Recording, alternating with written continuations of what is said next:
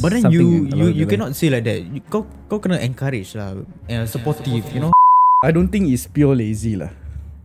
Tak. I don't think it's pure lazy. And also, if you prefer to work 9 to 5, by all means. Okay, so the person yang cakap pure lazy tu is the referring to budak-budak zaman sekarang who have a business, Who trying to start business. Loser apa?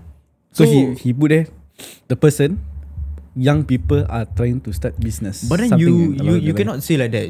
Kau kena encourage lah, supportive, you know.